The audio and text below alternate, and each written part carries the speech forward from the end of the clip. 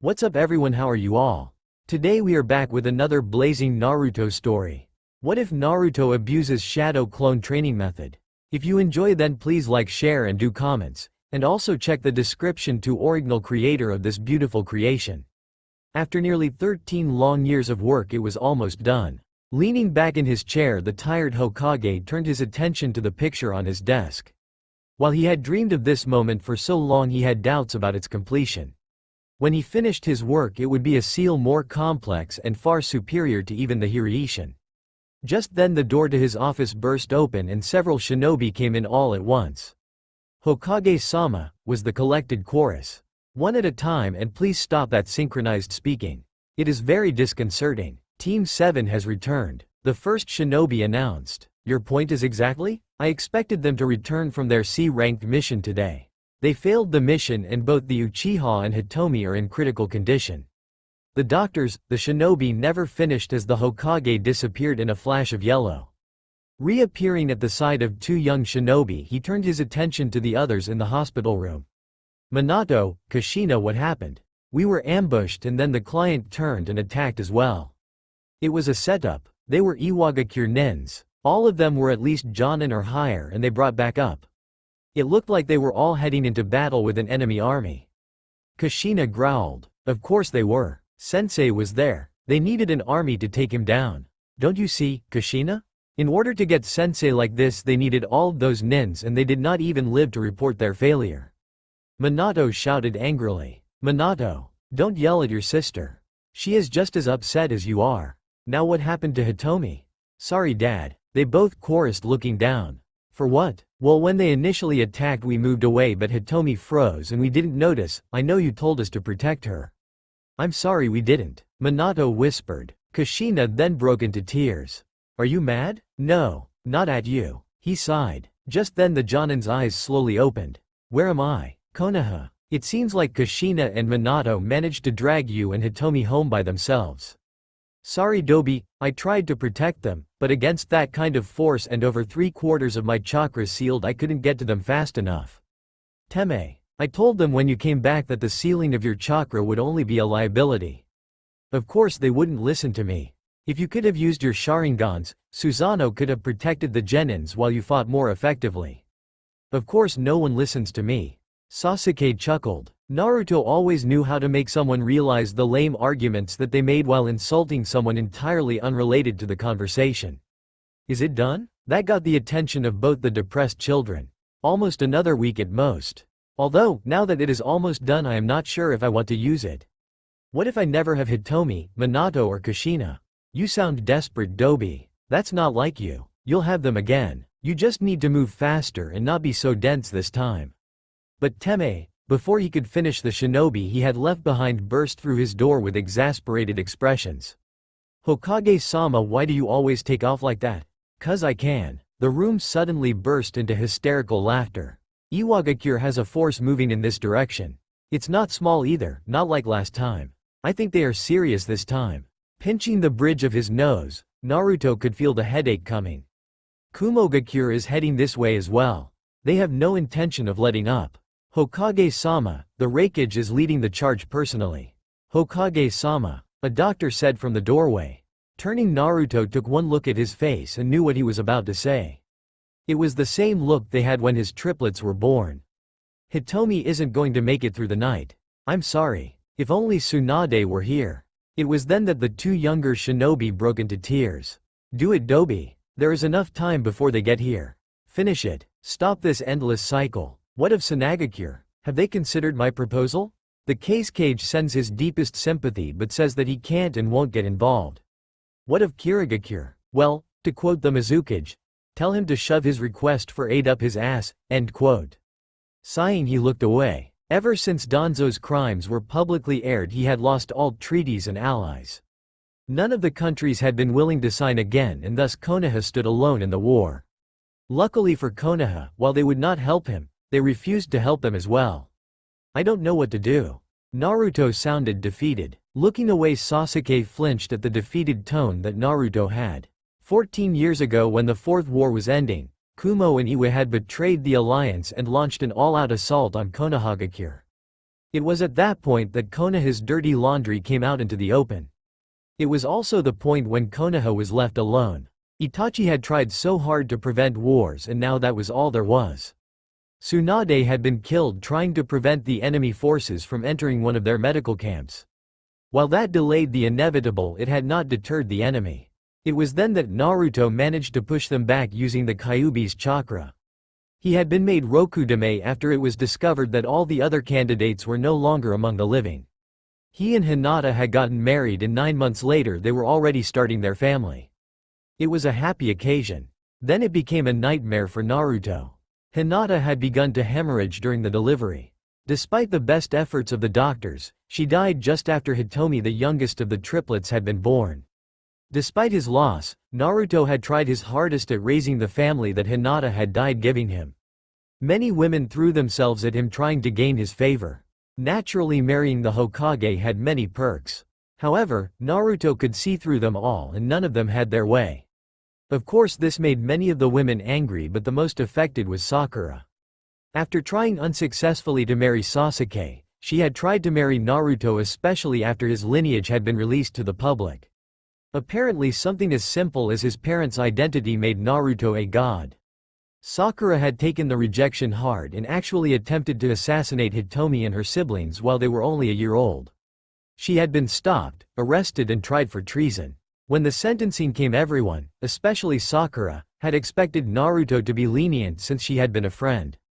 They were proven wrong as Naruto ordered her to be publicly executed for her crimes. The idea that Naruto would have little to no patience for those who attacked his family made a very loud statement, and many of the girls backed away. "Dobi, if you do not do that jutsu, I will never forgive you. We spent years on that technique. We combined every ounce of knowledge we could find into that thing. Everything I learned from Itachi, Orochimaru, and Obito. You poured everything from your endless imagination. The scrolls left behind by Jiraiya, Tsunade's personal scrolls, your father's scrolls, and inventions of your own.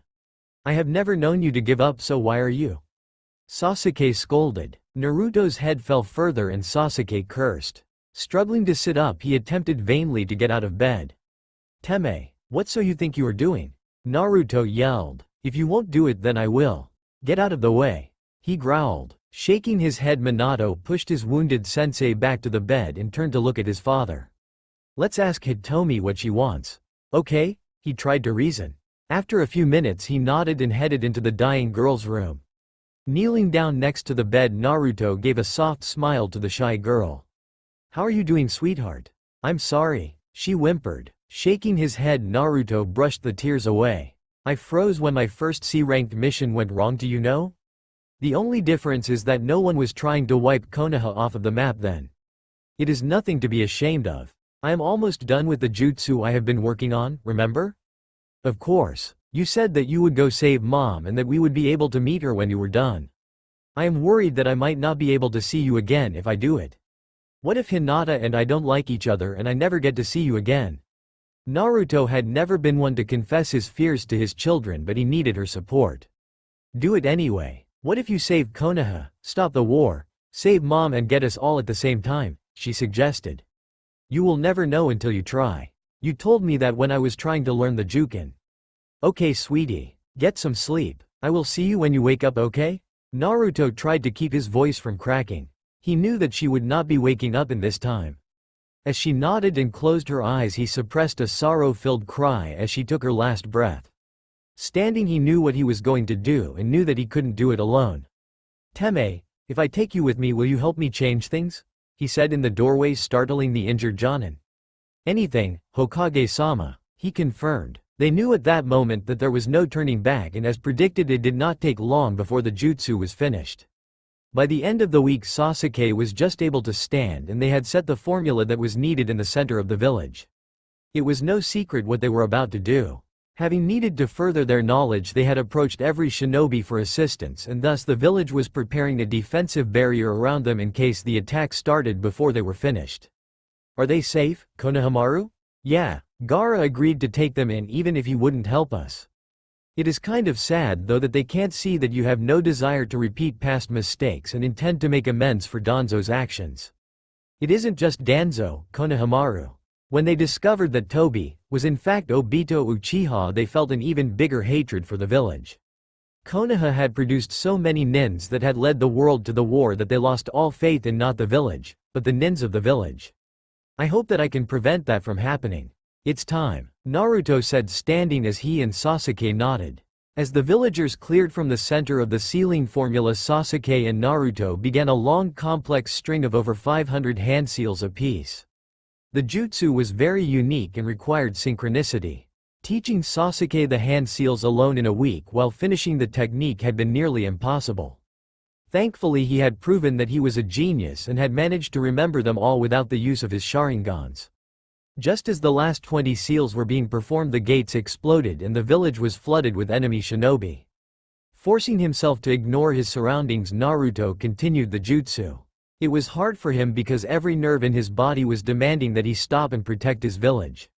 Sasuke, on the other hand, was also fighting against himself, but for different reasons. He was exhausted. He had refused to sleep the past week so that he could learn the technique. Having Naruto ask him for help had been something that he had never expected. After everything that he had done to the blonde enigma, he had thought that teaching and protecting his family was the best that he could do. Then, after he had failed to protect the youngest of the three, he had thought that Naruto had lost his trust in the Uchiha. He hadn't wanted to disappoint Naruto again and fought tooth and nail to learn the technique in time. Just as the Raikage stepped through the village gates, he and the Tsuchikage froze at seeing the formula elaborately painted on the ground and the two most feared shinobi inside finishing the last of the hand seals. "What do you think that you are doing?" the Raikage demanded, not expecting an answer. Turning as the last seal finished, Naruto grinned. "See you later. Don't think about researching the seal, it will be destroyed in 30 seconds. Demonic release. Tenmei, Unmei no Gyakuten." As the words came from Naruto's mouth, everyone in the village, enemy and ally alike, jaws dropped as they stared in fascination. The seal had begun to glow, and almost simultaneously the seals on Sasuke's Sharingans and chakra, as well as Naruto's Shikafuin and 8 tetragram seal, shattered. As the chakra exploded outwards, their bodies began to disintegrate and a mass of energy began to rise in the air. Then, a bright flash of light emitted from the sealing formula and the seal. The light and the two shinobi were gone. The shinobi of Konoha could only hope that they would be saved from their foolishness. "What hit me?" Naruto groaned as he sat up, holding his head. "That would be the jutsu that you used to bring yourself to the past, Kit." The Kyuubi retorted. Shakily standing, Naruto cursed as he saw the date. "Lovely final exams. I have a pounding migraine. No idea of how well I am going to work in my younger, weaker body, and no plan on how I should go about this now that I know what to expect." "Well, that would be your fault for not planning ahead of time." "I couldn't plan ahead. I had no idea where the jutsu would send me. All I know is that it would be a time where I existed and that would be able to handle the memories and chakra coming back with me." "I can still use your chakra, right? Or am I going to have to work up to that again?"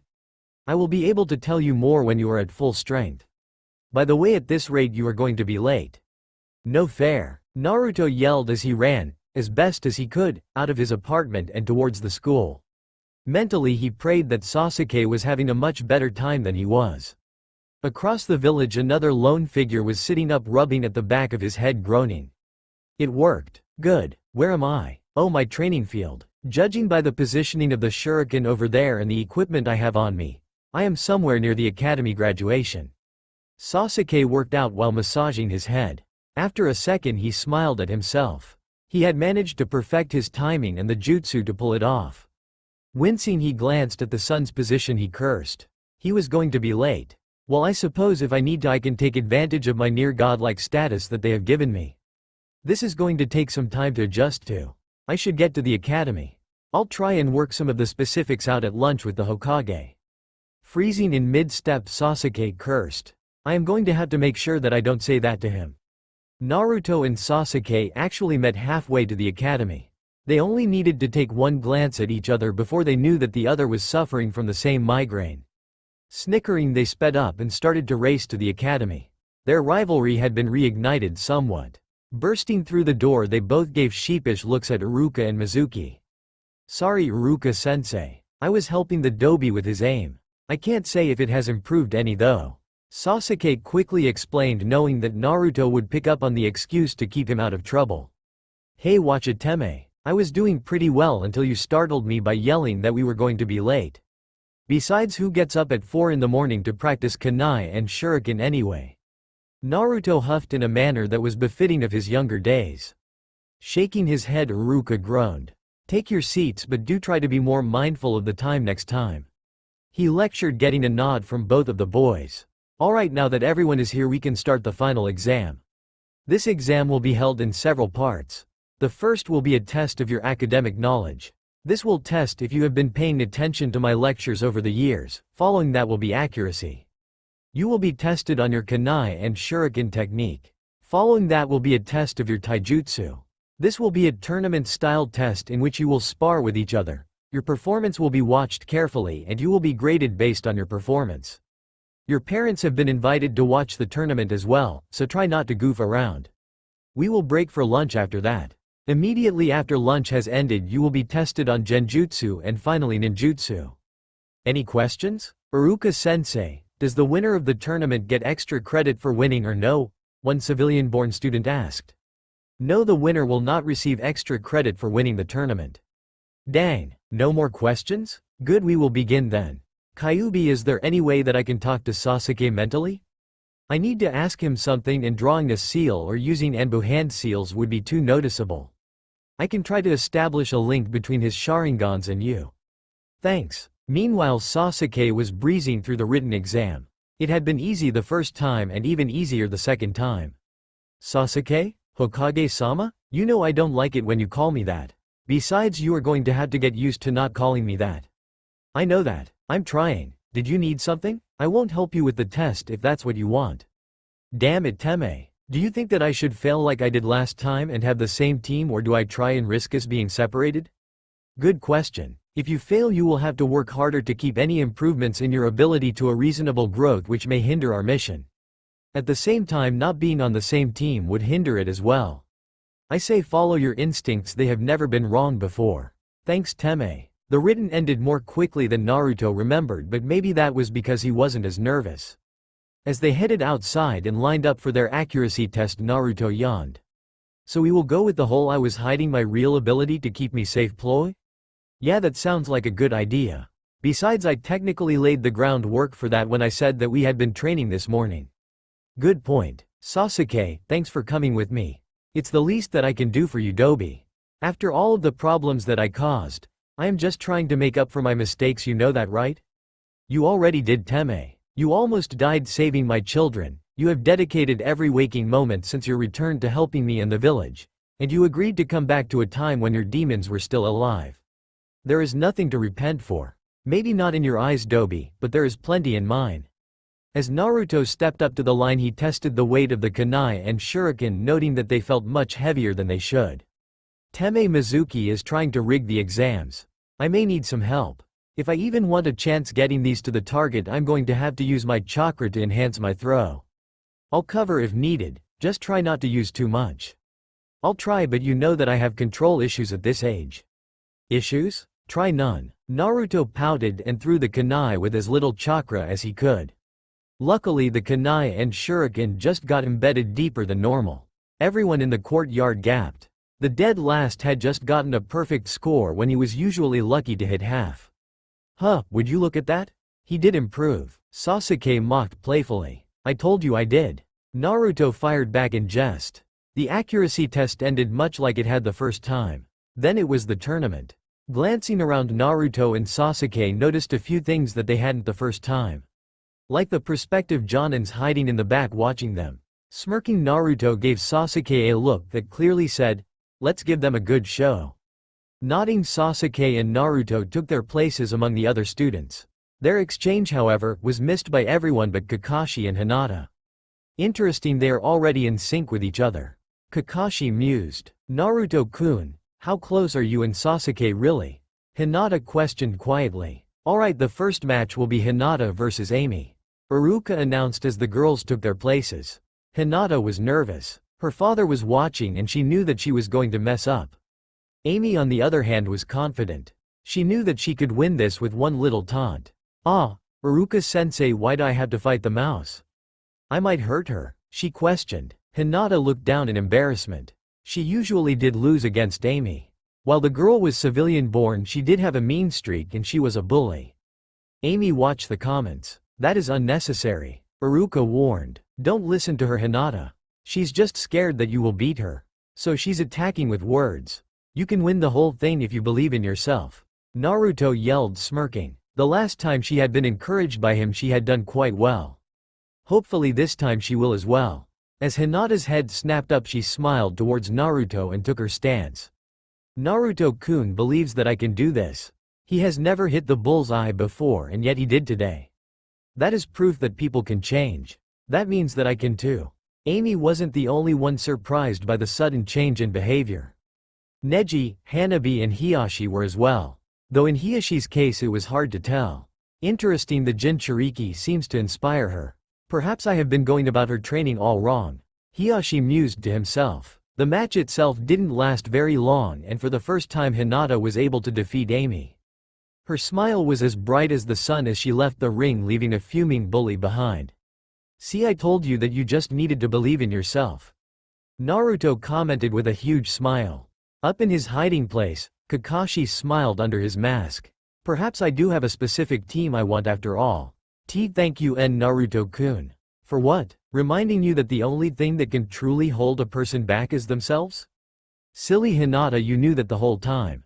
Naruto was beaming inside. He vowed that he would not be as oblivious to Hinata this time around.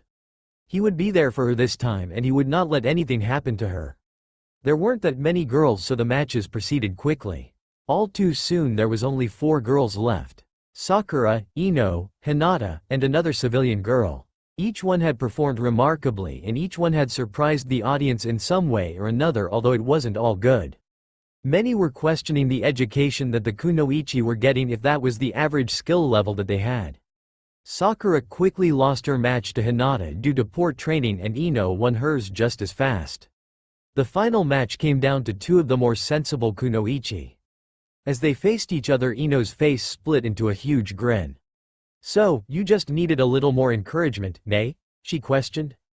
Hinata blushed and nodded, but that was all. As Iruka called for the match to begin, neither moved, each waiting for the other to make the first move. Hinata was fine waiting. She had discovered during her fights that she fought better if she reacted to an attack and not instigated one. Ino, however, was not so patient. When she realized that Hinata wasn't going to move, she attacked, and quickly dodged a palm strike. Jumping back, she noticed a faint smile on the heir's face. Smirking, she attacked once again, instigating a series of attacks that failed to make their mark. As the match progressed with each girl dodging the other, it quickly became obvious who the winner was. The Yamanaka clan focused mainly on long-distance abilities, preferring to allow the Akamichi clan do the close-range attacks. The Hyuga clan, on the other hand, specialized in close-range combat. Something Hinata had been trained in since she was little. A little too late, Ino noticed that she had left her side open and Hinata capitalized on it. One strike and she was down for the count. It took a few moments for it to sink in after Iruka called the match, but Hinata's face broke into a huge grin when it hit her that she had just won the tournament. Well, the girls' side anyway. She usually didn't last that long. Turning, she noticed the big sunny smile that Naruto was giving her and nearly bounced out of the ring to allow the boys to have their turn. In the stands, Hiyashi allowed himself to give a rare smile at Hinata's performance. Yes, perhaps that will work after all. He schemed. Next to him, Neji scowled. Hinata's sudden change in performance was in defiance of everything that he believed. It was a fluke, he thought to himself. Hanabi, on the other hand, was both baffled and proud of her sister. Nate-chan has never shown that kind of improvement before, she thought. The boys' half of the tournament became the talk of the town, however. Naruto quickly progressed through the first round, defeating another boy that always taunted him. The speed at which he accomplished the feat was surprising to everyone watching, even the Hokage. Sasuke progressed as expected, if only faster than expected. True to form, both Shikamaru and Choji forfeited at the same time, once again refusing to fight one another. Kiba defeated his opponent quickly as well. Expected from a clan that focuses on taijutsu. Shino won his match only slightly slower than the rest of the group. Still, it was more than anyone expected from a clan that preferred to fight using their Kikai. The second round was somewhat different as Naruto faced off against Kiba. Ready to lose, Naruto? Kiba taunted. Of all the students, Naruto had always had the most trouble fighting him and Sasuke. Naruto just slipped into his normal taijutsu stance, well, the one of the styles he had learned after becoming Hokage, when he realized that the taijutsu he had been taught by the Toads was not as effective if he wasn't using his senjutsu. If the Dobi is using that style, the match is already over. Sasuke commented, getting everyone's attention. Only Ino dared to ask. What style? The dragon style. A very old style that relies on unpredictability to counter any and all opponents. The style wasn't well known until Madara Uchiha learned it and used it frequently. He preferred it to the Interceptor Fist of the Uchiha clan. While it was never documented as a clan style as the elders disapproved of a non-clan style, no one else ever tried to learn it. The people who could hear him were surprised. Why not? If it is that strong, then why not try to learn it? Shikamaru questioned. It is said that the style chooses who learns it and that it is impossible for most to learn, let alone master. I don't believe that Madara ever mastered the style. I, myself, tried to learn it, but it didn't make any sense, and to me the forms didn't flow like they are supposed to. For the Dobi, however, it is as if he was born knowing the style. Sasuke replied. While I still say that the Baka has no chance. Sakura huffed. She had been shown up by both Naruto, the class clown and dead last, and Hinata, the wallflower and pushover, in the same day. Well, despite what you erroneously believe, Pinky, the Dobi has already won this match. Sasuke snapped out of character. Sakura drew back as if she had been bitten. No one had ever heard Sasuke talk to anyone like that before. Let alone one of his fangirls. Kiba, who had heard the entire exchange, huffed as well. I don't care what style you are using, this match is mine, he boasted. Naruto just shrugged. Believe what you will, we will never know the victor if the match doesn't start. He replied calmly. Up in the stands, Guy's jaw had dropped. The dragon style. I never believed that I would live to see this most youthful style revived. He exclaimed in awe. Before anyone could ask what he was talking about, Iruka started the match. Kiba charged in as he had in all of his previous fights with Naruto, a strategy that has always worked, only to be grabbed and thrown across the arena, landing on his ass. I don't care what Sasuke says, that was jujitsu. One boy exclaimed. It was. The dragon style contains elements of any and all taijutsu styles. Jujitsu is no exception. Sasuke educated the listeners. Kiba stood gingerly and glared at Naruto, who had already slipped into another stance. This time, however, it was Naruto that attacked, and it was the last attack of the fight. As Naruto's open palm connected with Kiba's nose, he was not only sent flying backwards out of the ring, but everyone heard the distinct sound of bones breaking. Relaxing, Naruto looked over at Kiba and shook his head. You have been using that same strategy against me for 4 years now, Kibbles. Did you really think that I would fall for it? Laughter erupted in the room as everyone took in Kiba's new nickname. As Kiba was fuming, Iruka started the next match, proud of his surrogate brother. He truly has improved. However, I have never heard of anyone improving that much so quickly. Has he been hiding his true strength? His movements flowed together perfectly instead of the choppy, almost forced and exaggerated movements he usually displayed. Sasuke ended his match against Shino. He had managed to force the bug user to display more of his skill than he had intended. The other fights were somewhat mediocre until the last two standing were Sasuke and Naruto. Smirking at each other, they slipped into their usual sparring stances. Sasuke in his lion style and Naruto in his self-made kitsune style. Well then, let the best man win, Dobi. Naruto just smirked in response. I intend to. As soon as Iruka called for the match to start, they met in the middle of the arena, trading blows that were, for the most part, invisible to almost everyone watching. Each blow being countered or redirected. None of the attacks were making contact. Iruka could hardly believe his eyes. Naruto had never lasted 30 seconds against Sasuke, and now he was going blow for blow against him. The adults couldn't stop their jaws from hitting the floor, and even the stone facade Hiyashi usually used in public fell to show his shock. For those that knew what they were watching, and could see it, the two academy students before them were fighting well above Genin level and closer to Jonin level. How is this possible? They all thought. For almost 20 minutes Sasuke and Naruto traded blows, neither giving an inch, until Sasuke felt the exhaustion from his study sessions kick in. While he was physically rested, he had brought the mental exhaustion with him. This caused him to overextend on a punch that Naruto capitalized on. A punch to the stomach and a kick to the chin. Later he was laying on his back outside of the boundaries, cursing at himself for letting himself get so tired. Not a sound was made as the crowd took in what they had just seen. The dead last of the academy had just defeated the shoe-in for Rookie of the Year. Naruto gave a knowing smile and helped Sasuke to his feet. "I'm tired to Sasuke, we studied far too hard. I just deal with it better as I'm used to it. Don't beat yourself up over it, okay?" Iruka didn't think that he could take many more surprises. They had done that while exhausted? How many times had Naruto come to school exhausted? Nodding, Sasuke grinned at Naruto. "We have to try that again later. That's the longest we have gone while remaining in the same place." Laughing, Naruto nodded enthusiastically. Then he looked around and giggled sheepishly. "I think we broke them." Sasuke nodded and then laughed. "Oh well." As soon as he got his bearings straight, Iruka called the match and then dismissed everyone for lunch. In the back of the room, Kakashi couldn't help but feel that the two were hiding something big. Hinata also knew that something was up, as Naruto and Sasuke had never fought on a level like that, and she knew that Naruto never sparred with Sasuke, so there could have been no way for them to know each other's moves that well.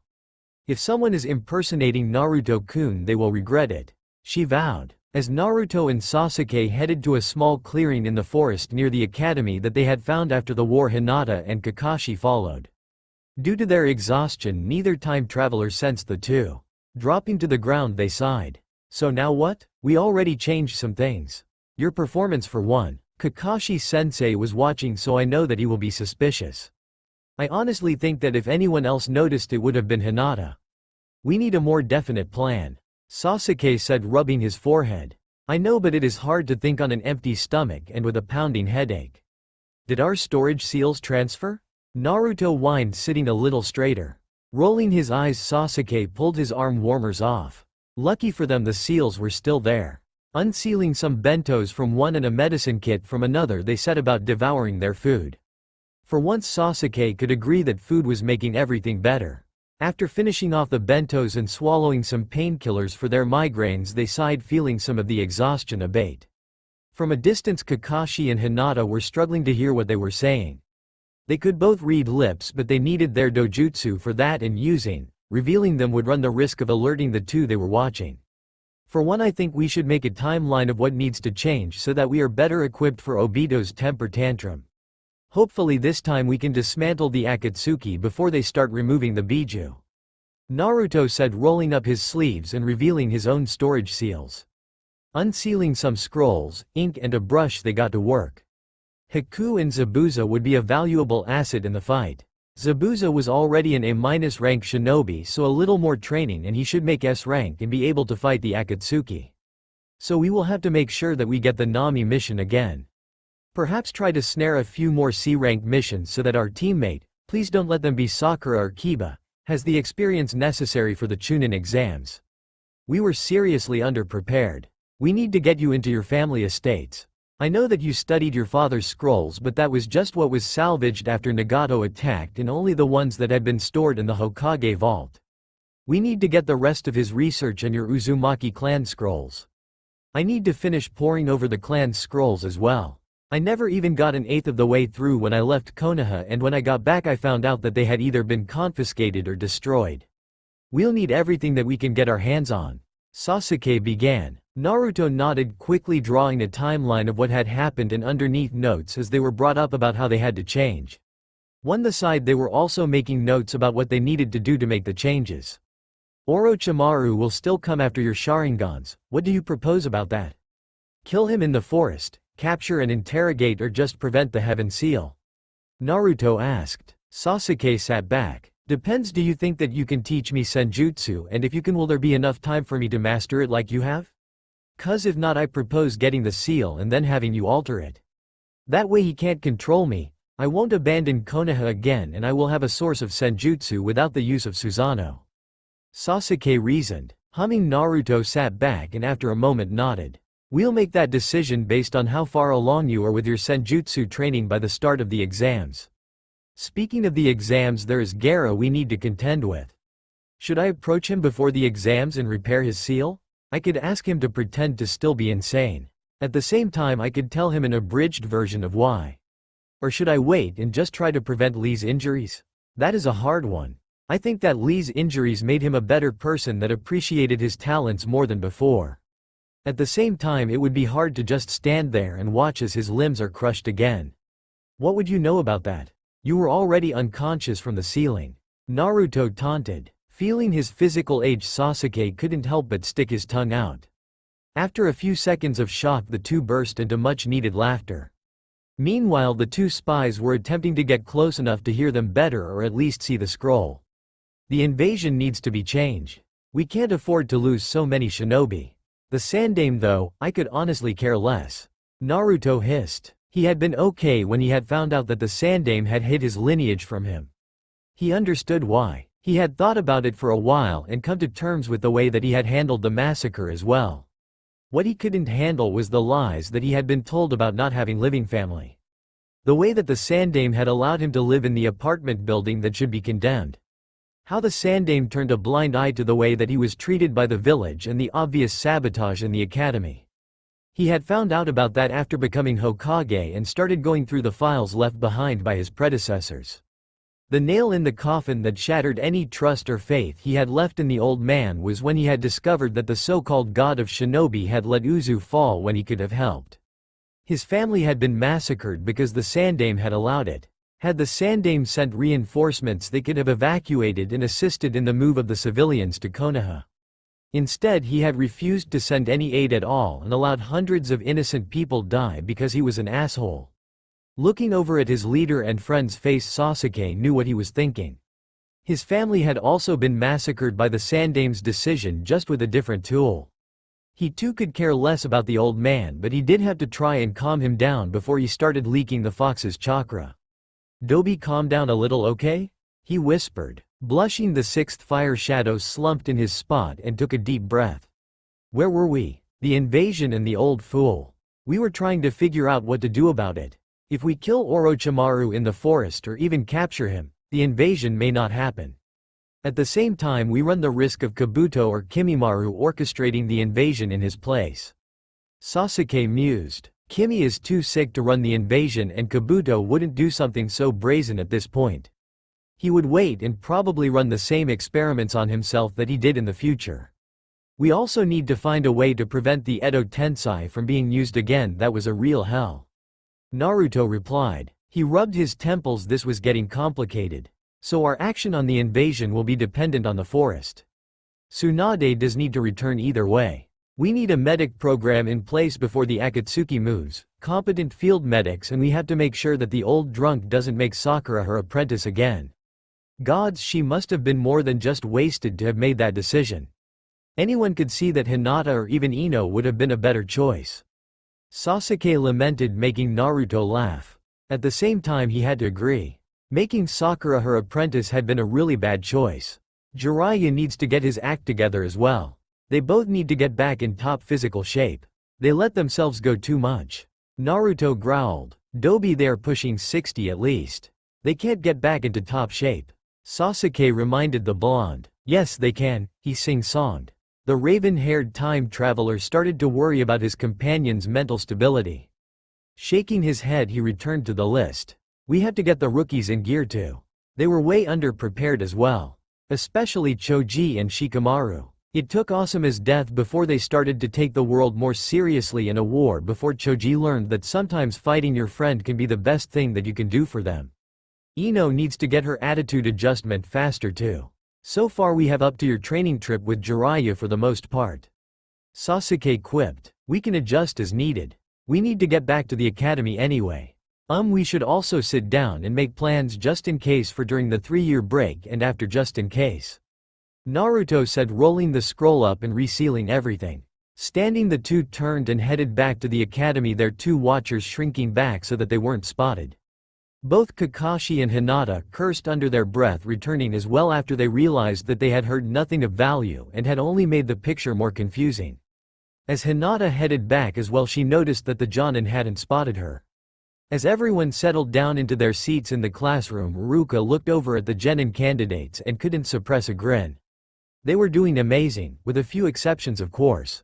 Naruto, Hinata and Sasuke on the other hand were exceeding expectations. Especially Naruto. How he had hidden so much talent for so long still eluded him. The main test would be in ninjutsu. Mizuki on the other hand was fuming. The demon was passing with flying colors.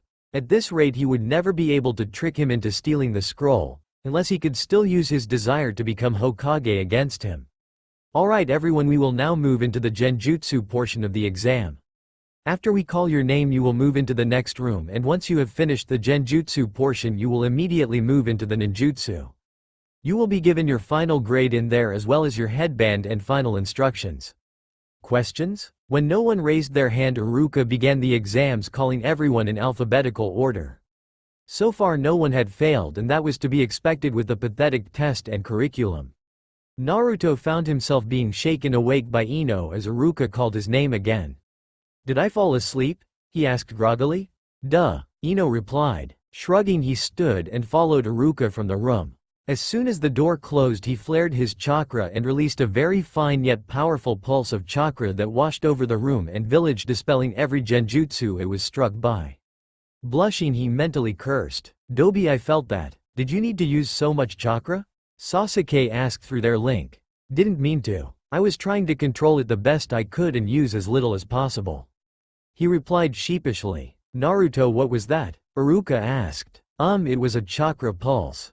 Since I had so much trouble stopping my chakra flow in order to cancel the genjutsu, I tried to find another way. So instead of stopping my chakra, I release a wave that disrupts the caster's chakra instead and releases the genjutsu. I still have problems with it though. I think I hit the whole village with it.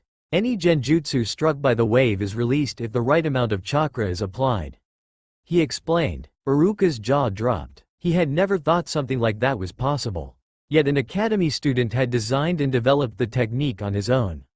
Shaking his head, he marked Naruto's passing grade and looked up only to see the potted plant from the classroom 2 doors down disappear and Naruto take its place in a flawless substitution.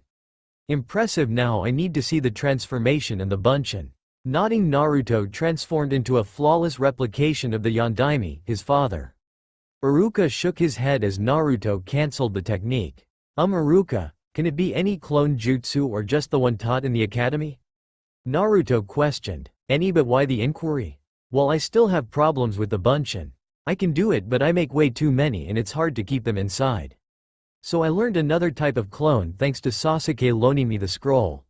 So I was wondering if I could just use the one that I have mastered." "Go ahead. There are no rules denoting that it has to be the bunshin no jutsu." Nodding, Naruto smirked as 3 fire clones materialized into existence. Not a single hand seal used. "Perfect, Naruto. You pass." Iruka beamed. "But why did you wait so long?" "I didn't like the other 2 graduating classes. I wouldn't have worked well with any of their teams, but there are quite a few people in this one that I can work with, so I figured that I would pass this time," he bluffed. Iruka nodded and informed Naruto he would have to come back in a week in order to receive his placement. Nodding, he left as Iruka called Ino into the room. Outside he quickly met up with Sasuke and they started towards the Uchiha estate. Hinata and Kakashi following once again. This time however, Naruto sensed them. "We have a few stray cats following us, Teme. Do you think they smell food on us?"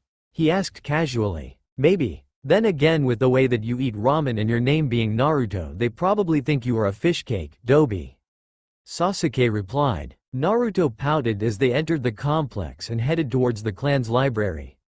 As the door shut, Hinata felt herself whine as she headed home and vowed to learn their secrets tomorrow. Kakashi contemplated his actions and headed towards the tower. Granted, he would be early, but at the same time he needed to make sure that he got his team. In the past he had never requested a specific team and he wanted to make sure that he got the one that he wanted. "That was close. I think they followed us earlier too. I was too tired to notice though." "Think they heard anything?" "Doubted, Dobi. We were too far away and the clearing has very few hiding places. Using their chakra might have tipped us off, so they didn't read our lips either," Sasuke replied. Nodding, they got to work on reading the jutsu that the Uchiha clan had stockpiled that matched their primary affinity. It would be a hard job, but it was worth it. Naruto left the Uchiha clan compound near midnight with another headache. He had read far too much. After Sasuke had returned to Konoha, he had helped Naruto with his memorization skills, and he had refused to let Naruto stop until he had a photographic memory. He had cursed a lot during the process, but he was so thankful now that he had. "Naruto, there you are. Can we talk for a minute?" A voice called out from behind him. Turning, he raised an eyebrow at the Chunin and nodded hesitantly. "Do you think he is going to try and get me to steal the scroll again?" he asked his tenant. "More than likely, but I see it as a blessing in disguise. You get to capture a nuke nin, steal the scroll, get another look at the Edo Tensei and maybe make a complete copy before turning it back in." The fox replied. "What did you need, Mizuki-sensei?" Naruto asked. "I was watching your exam closely, Naruto, and to be honest, I think that you would be wasting your skills as a genin. So I wanted to offer you the chance to take an advanced placement exam so you can go straight to Chunin." He lied smoothly. Is Teme being offered the chance to? No. He still has some problems from what happened that bar him from taking the exam. You on the other hand have nothing stopping you from taking it. Naruto tipped his head to the side as if contemplating the offer. What would I have to do? I can't tell you unless you decide to take the exam. If you fail, there is no pressure, you will still get your assignments in a week and no harm done. Okay, tell me. Naruto faked the enthusiasm. Mizuki grinned. Hook, line and sinker. Sneak into the Hokage's office and steal a scroll that is labeled forbidden. Don't worry, he is in on the exam.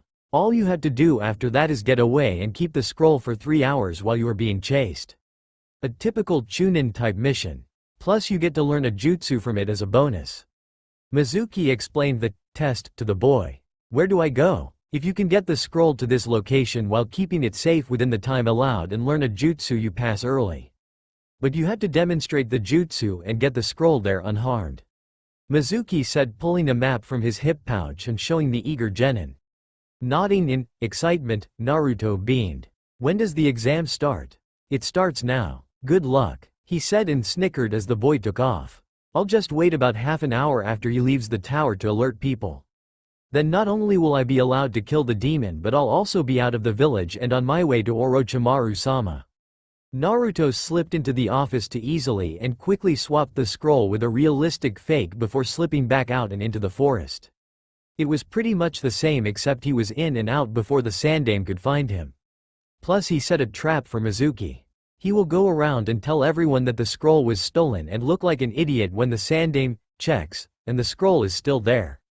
Heading to an entirely different clearing, he sat down and set his shadow clones to practicing the safer jutsu he didn't already know. Meanwhile, he was thoroughly dissecting the Edo Tensei. He knew there had to be a way to stop the jutsu, he just didn't know how. After nearly the whole 3 hours, he headed to the clearing that Mizuki mentioned after sealing the scroll away and dismissing his clones. Mizuki was waiting a little worse for wear. Mizuki-sensei, what happened? Naruto faked concern. Mizuki had growled. He hadn't expected Naruto to switch the scroll for a realistic fake. At first the Sandame had thought him drunk or delirious, but at his insistence he checked the scroll and found it blank. Unfortunately, instead of blaming the demon, they blamed him for the theft, and he had just spent almost 2.5 hours running from shinobi. Nothing, Naruto. Just part of the exam. Now where is the scroll? What scroll? He asked innocently just as a squad of ninja arrived in the surrounding trees, much to Naruto's amusement. Mizuki didn't even sense them. The ninja, Iruka included, watched the exchange cautiously. The scroll for your exam. Mizuki exclaimed. What exam? The one to promote you to Chunin. You were supposed to bring it here to pass early. He said, panicking a little. I have no idea what you are talking about. I came out here because I couldn't sleep anymore and wanted to work on my clone jutsu some more. I saw you here looking beat up and was worried. He said, feigning ignorance. The one that I told you about. The one with forbidden written on it. Mizuki was thoroughly incensed. He knew that the demon had taken the scroll. He had watched him leave the tower with it. Mizuki-sensei, do you have a fever? Or are you drunk? Naruto queried innocently. Growling, Mizuki pulled the Fuma shuriken from his back and dropped the act. Well, I was going to do this the easy way. Tell me where the forbidden scroll of sealing is and I may only remove one of your legs. He threatened. Naruto stood unperturbed. I still have no idea what you are talking about. What is the forbidden scroll of sealing? Besides, if it was forbidden, doesn't that mean that it is off limits to everyone? Brat, tell me where it is and I will tell you why everyone hates you. He tried to reason. Naruto looked at his nails as if inspecting them. Because I have a giant 500-foot-tall nine-tailed fox stuck in my stomach that everyone seems to be mistaking me for because they are sheeple and believe whatever they are told? Or is it because I supposedly killed the Yondaime by being born? Perhaps it was just because I was born on the same day that a lot of people died because of said giant fox? Take your pick. They are all true, I suppose. I was born on the day that the fox was sealed away. The fox is sealed in me and the Yondaime did die sealing the fox in me. So what else could there possibly be? Naruto deadpanned. Mizuki stumbled backwards. How could he know about the fox? In the trees all of the observers were thinking the same way. How did you know? I talked to a psychic and they said that the day I was born the stars were aligned in a very ominous way, so that must mean that the fox was sealed inside me, because seriously, where else could a giant fox go? Looking at the disbelief etched onto Mizuki's face, he groaned. I have a weird tattoo on my stomach that only appears when I use chakra. People call me Demon, Fox, Kyuubi Kid. I was born the same day that the fox attacked. The Yondaime is said in the history books to have used a powerful kinjutsu to defeat the fox, not kill the fox. The Yondaime's specialty was fuinjutsu, and I have a brain that I use every day. Naruto summed up. That seemed to be the breaking point as Mizuki threw the shuriken, and before the spectators could intercept it, Naruto shot forward, dodged the shuriken, and caught Mizuki in the chin with his foot. Despite not wanting to, Naruto knew he put far too much power behind the kick as soon as it connected. Flinching a little as Mizuki's head snapped back at a very bad angle, obviously broken, he sprung off of his hands and landed back where he started. Looking down at Mizuki's corpse, he shook his head. Traitors are among the worst kind of people that walk this planet. If you betray your village, the penalty is death. Attacking another shinobi in good standing is treason. Your attempt to obtain a scroll clearly called forbidden was another mark of treason. Blaming me for your stupidity was irritating, and I know that you are still in the trees. You might as well come out. Naruto called out, making many eyes widened in surprise. As the ninja dropped in the clearing, Naruto yawned and stretched. He really needs some sleep. Naruto, are you okay? Iruka asked tentatively. Sure, why wouldn't I be? It was me or him, and to be honest, I value my life too much for the answer to have been him. Besides, I think that I may be in the shock phase. It probably won't hit me until I have more sleep. So can I go home?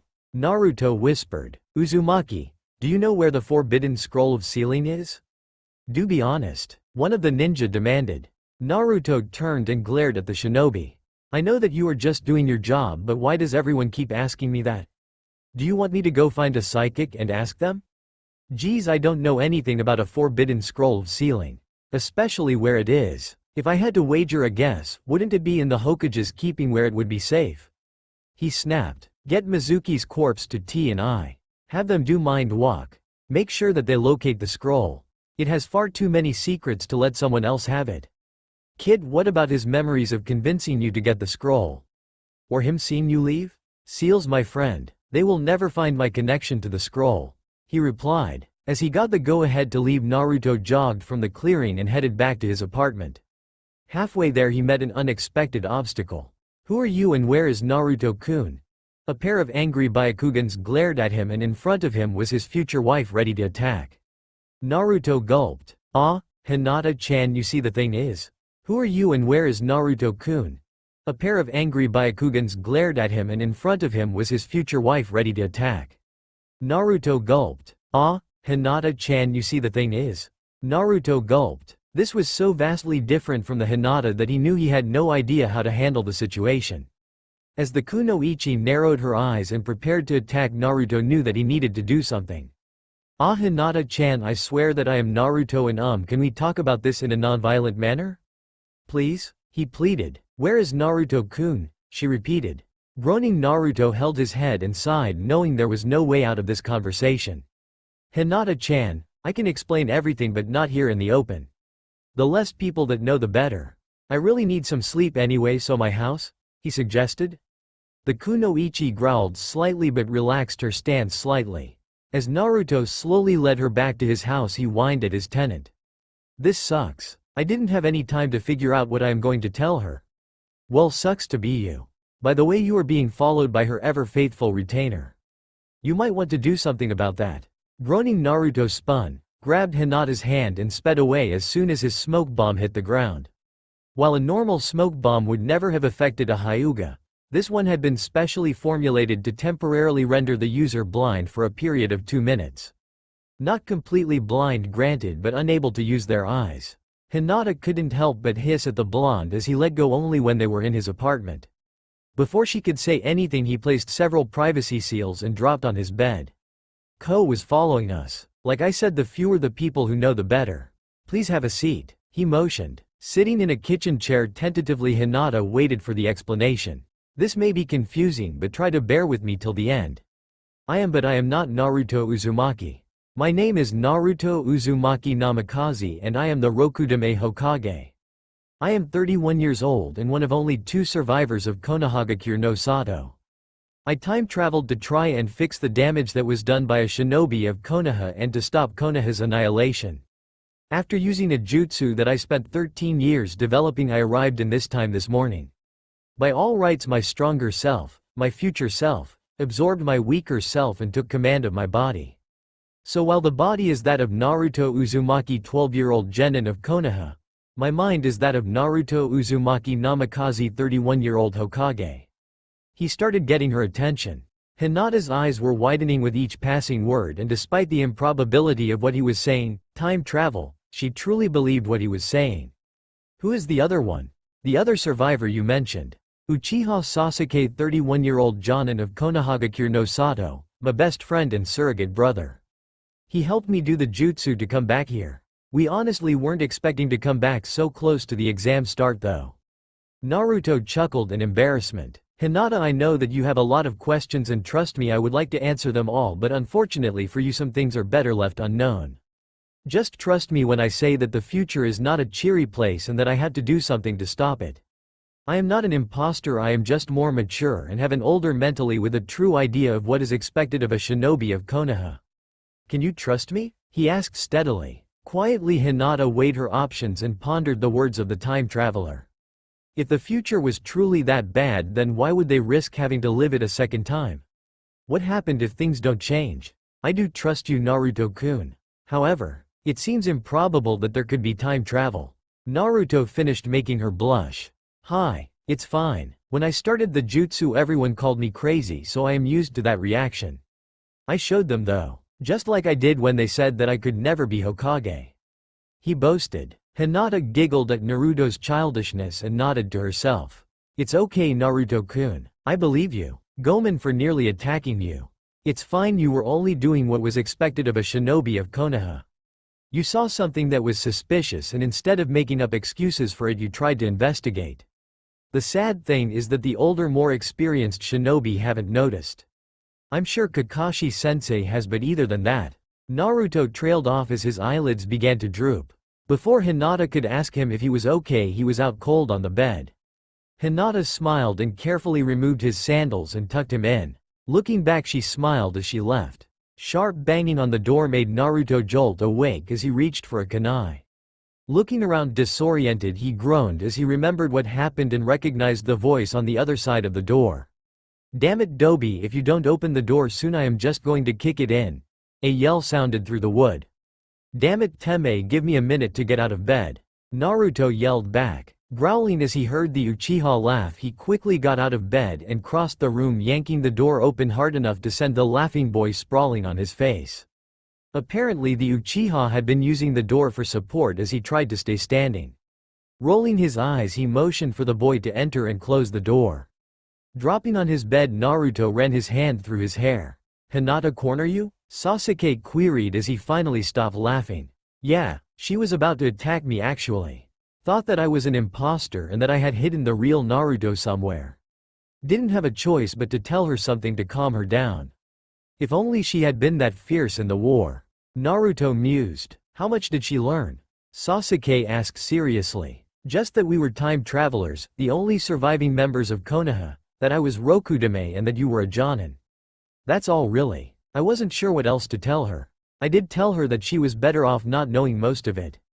So what did you need? More planning. What are you going to do if Jiraiya does his half-assed training again?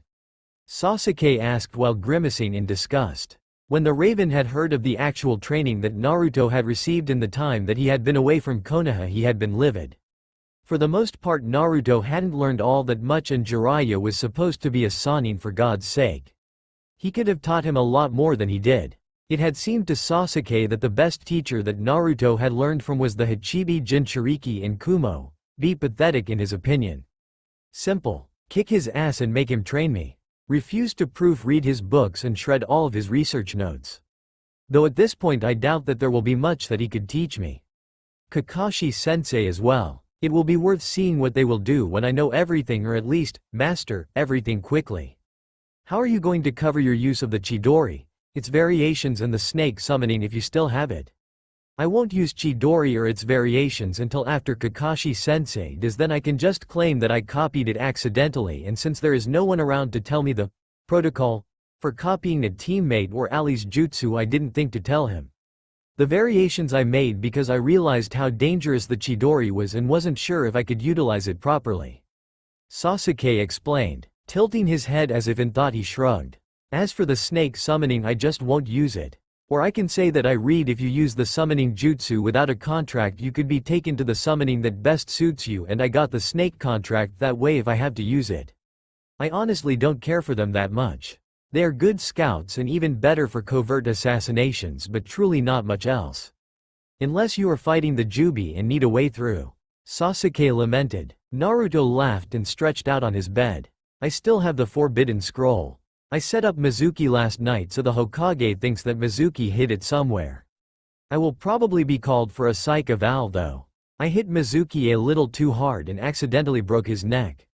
I used seals so they will never find out that Mizuki even discussed the scroll with me. We really need to dissect the Edo Tensei though. We have to find a way to stop it. That was absurd, the way that Kabuto kept summoning the strongest fighters in history to mess with us. Bringing back Madara as impervious with limitless chakra was also a stupid idea. Naruto whined. Sasuke nodded, remembering how hard it had been to fight against Madara both before and after he absorbed the Jubi. The two sat in silence for a few moments before Sasuke stood. Do you think you can create a seal that will allow us to adjust to our younger bodies and get back in top form? The last thing that we need is to be uncoordinated in a fight. Plus we need to know where our chakra limits are. Plus you will probably need to remaster the Kyuubi's chakra, and you said that you still had a little of the other 8 Biju's chakra in you as well. It would come in handy if you could use some of their abilities as well. Sasuke commented, making Naruto stand up and nod. But before that we eat breakfast. Can't train on an empty stomach. Naruto chirped. Sasuke groaned. He should have known that Naruto would bring up food. The two time travelers spent much of the remaining week regaining their muscle strength and remastering their abilities. Both were somewhat disappointed to find out that they would have to resign their respective contracts before they would be allowed to use their summons. It was then that Kurama declared that they could have multiple contracts as long as the contracted bosses agreed and as long as they weren't on the same tier. After contemplating it, Naruto signed the Kitsune contract and Sasuke went to get the clan's cat contract. Naruto resolved to find his way to Uzu one day to retrieve his family's contract. When they walked into the classroom on the morning of the team assignments, they got quite a few stares. Both were wearing different outfits and they were both carrying weapons. Sasuke had a sword strapped to his waist and Naruto had a glaive on his back. Sasuke was wearing black pants, a black shirt and arm guards instead of arm warmers that showed the storage seals on his wrists. Naruto was wearing a black variation and mix of the Yondaime and Nidaime's outfit. The only thing that he was missing was the trench coat, and that was only missing because it was still being made. He had it custom ordered and it wouldn't be ready until the wave mission. The shocking thing about Sasuke's outfit was that the familiar high collar was gone. There was also not a trace of orange on Naruto's outfit either. The transformation had startled the class and not even the fangirls had anything to say about them entering together and immediately taking a place next to Hinata. Just as it occurred last time, Sakura and Ino burst into the room at the same time, both acting like fools. "Would you two stop it?" Sasuke yelled, getting everyone's attention. "You are acting like children and are embarrassing the girls who actually came here to be kunoichi, which as far as I've seen is limited to just Hinata. Girls like you are the reason that kunoichi aren't taken seriously." You care more about boys, dating, your hair and makeup, clothes, dieting and gossip. In reality you should be focusing on your training, maintaining a healthy weight for an active shinobi and making sure that your clothes are appropriate for combat and training. Now sit down and shut up. The rant left everyone in the room speechless. That was twice now that he had snapped at his fangirls and twice that it had been negative. As everyone who was standing sat down quietly, Iruka walked into the quietest class he had ever had. Wonder what happened, did they see the ghost of the Yondaime or something? Clearing his throat he looked out at the group. To him it seemed as if the girls were finally ready to take the duties of a shinobi seriously. Well, except for Sakura, who looked like she was going to burst into tears at any minute. Congratulations to all of you for getting this far. You have finally taken your first steps as shinobi and I couldn't be any prouder. Now before I announce the assignments we need to hand out Rookie and Kunoichi of the Year. It would have been done sooner had there not been a tie. Kunoichi of the Year has gone to Hinata Hyuga. Congratulations Hinata, Iruka announced and beamed at the shy girl. Once again the room had been shocked. They had thought for sure that Sakura would be the Kunoichi of the Year. Now we had a tie for Rookie of the Year and given the circumstances it was finally decided that this year there would be two. So congratulations Sasuke Uchiha and Naruto Uzumaki. Iruka-sensei, how is that Naruto Baka got Rookie when he spent the whole 4 years barely passing? Sakura called out hoping to regain some dignity. By Naruto's own admission he has been failing on purpose because he wasn't sure he could work effectively with all the other classes. Combined with his performance in the exam the Hokage determined that he wasn't bluffing and agreed that Naruto, had he been honest with his abilities, would have been top of the class the whole time. Iruka explained, "Gee thanks old man, is that your way of kissing up?" Naruto mentally growled. Sakura slumped in her seat and desperately worked at suppressing her tears. Now then each of you will be assigned to a team of 3 with a Jonin supervising your training. The decisions are final so if you don't like your team I'm sorry but complaining won't help. Each team was designed to be balanced with a specific format in mind. Team 1, Naruto zoned out and began to mentally continue the seal design that he had started yesterday designed to counter the Edo Tensei. Team 7 under Hitaki Kakashi will be Hyuga Hinata, Uchiha Sasuke and Uzumaki Naruto. Iruka was cut off before he continued by Sakura. I thought that you said the teams were balanced. How is placing both rookies and the Kunoichi of the Year on the same team balanced? Iruka stared at the Kunoichi for a minute in shock. Sakura had actually asked an intelligent question. By tradition Rookie of the Year, Kunoichi of the Year and the Dead Last are always placed on the same team. However, as there has never been a tie for Rookie of the Year we were a bit perplexed as to how to format the team. Luckily for us Hitaki had actually wanted a specific team and made a formal request for this specific setup. The Hokage was skeptical as to the balance but apparently Kakashi made a compelling argument. Iruka explained. Sakura slumped in her seat, now she wasn't going to be on Sasuke's team either. Team 8 under Yuichi Kurenai will be Haruno Sakura, Inazuka Kiba and Aburame Shino. Team 9 is still in rotation and Team 10 under Sarutobi Asuma will be Yamanaka Ino, Akamichi Choji and Nara Shikamaru. Your Jonins should be here after lunch. Once again Iruka was cut off but this time it was by the door opening. Gomen, but I just couldn't wait to get my team. Team 7 follow me. Kakashi called out startling the time travelers. He's early, they screamed mentally. As they left the room with the Jonin they were certain that it wouldn't take Madara and the Jubi to end the world. It was going to happen in the next 10 minutes. Well then now that we have arrived we can begin.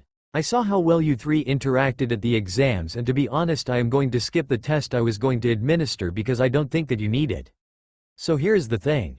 We are going to get to know each other better and then we will start training. So I am Hitaki Kakashi. My likes are numerous. My dislikes are traitors and those that abandon their teammates. My hobbies, well despite being officially adults now, you are still far too young for that. As for my hopes and dreams for the future those are to see you become the best shinobi that you possibly can be. Kakashi said as soon as they arrived at Training Field 7. The 3 genin behind him were rather startled at his abruptness. Well. I am Hyuga Hinata. I like flower pressing and cinnamon rolls. I dislike the division in my clan and those that look down on others for no reason. My hobbies are training and making medicinal salves, and my dream for the future is to abolish the caged bird seal and help Naruto-kun achieve his dream. Hinata managed to squeak. Kakashi nodded his head and looked over at the Uchiha. Uchiha Sasuke. My likes are limited to training and tomatoes. My dislikes are far too numerous to count, but do include a certain worthless pink-haired banshee. My hobbies are training to get stronger, and my dream is avenge the Uchiha clan and do everything in my power to make sure that the Dobi becomes Hokage. He stated flatly. Kakashi raised an eyebrow at the conviction he had here at the end, but looked onto the final genin. Naruto was staring back at him with all the confidence in the world. Uzumaki Naruto. I like training, playing pranks and ramen. I dislike waiting for ramen, traitors, liars and deserters. I have very few hobbies, but I do like gardening, learning new things and training. My dream for the future is to become Hokage, right past wrongs and bring peace to the shinobi world. That way I can make the Shodai's dream a reality, he declared. Kakashi could honestly say that he was surprised. The differences in their personality than what had been reported were more than clinical error permitted. Hinata had been the only one that had remained the closest. Plus there was something in the way that Sasuke said that he wanted to avenge the Uchiha that made him believe that there was something that he didn't even know about the massacre that somehow Sasuke did know. Nodding, he straightened and looked at the assembled genin. Alright then, Hinata, I know that you are shy and are probably uncomfortable without it, but you had to take the jacket off. The only thing that will be accomplished by wearing that from now on is causing you to overheat, he stated. Nodding in embarrassment, she swiftly removed the jacket. Alright, hold out your arms. I need to see your wrists, he commanded, and the genin did as they were told. After he had finished drawing some sort of seal on them, he repeated the process with their legs. A few hand seals later and the three genin were already starting to understand what exactly happened. You'll notice that you feel a bit different right now. That is because you are all wearing resistance seals and now face more resistance to your movements than previously. Naruto, you are also wearing gravity and weight seals. Due to your condition, you are able to use this training method where Hinata and Sasuke can't. Kakashi informed the genin. It's alright, sensei. Hinata knows about the Kyuubi. You don't have to beat around the bush with us, Naruto replied. After a second he tilted his head. Actually, any reasonably intelligent person should know about Kyuubi, because how do you seriously kill chakra? He mused. Kakashi was smiling under his mask and knew then that he had made the right choice in his team. Alright, I want you to do 100 laps around the clearing and follow it up with 100 push-ups, sit-ups, squats, lunges and punches and kicks. If you feel tired, I want you to take a small break. There is no point in hurting yourself on the first day. I will be back. I need to go and retrieve something for all of your training, he informed them before using the Shunshin no Jutsu to leave. Nodding at each other, Sasuke and Naruto sprinted from their starting point and looked back at Hinata. We are way ahead of you already, Hinata, because of how we got here. We will catch you up so that there isn't so much of a discrepancy. For now, just do what you can and don't get discouraged, Sasuke called back, making the kunoichi nod and start after them. She just knew that somehow she would be able to catch up to their level and that she would be able to accomplish her dream. By the time that Kakashi arrived back at the training ground, he was surprised to see Hinata, Naruto and Sasuke hanging upside down from tree branches, casually throwing a water balloon back and forth. What are you up to? He asked in amusement. Well, we finished what you wanted us to do, so we started working on individual skills when Hinata told us that we were wasting too much chakra in some of our techniques, so she helped us with chakra control exercises, and we decided that since we got the tree climbing real fast, we would work on our focus, Naruto explained as he tossed the water balloon to Sasuke. And the balloon? To help our focus and coordination. See, we aren't allowed to touch the balloon for more than 5 seconds, so we had to catch it and throw it fast while aiming and remaining attached to the tree, Sasuke informed the slightly baffled but very proud Jonin. He had never seen a team bond quite like they were, and they were taking the initiative to assist each other in their training. Setting down the equipment he had brought, he smiled.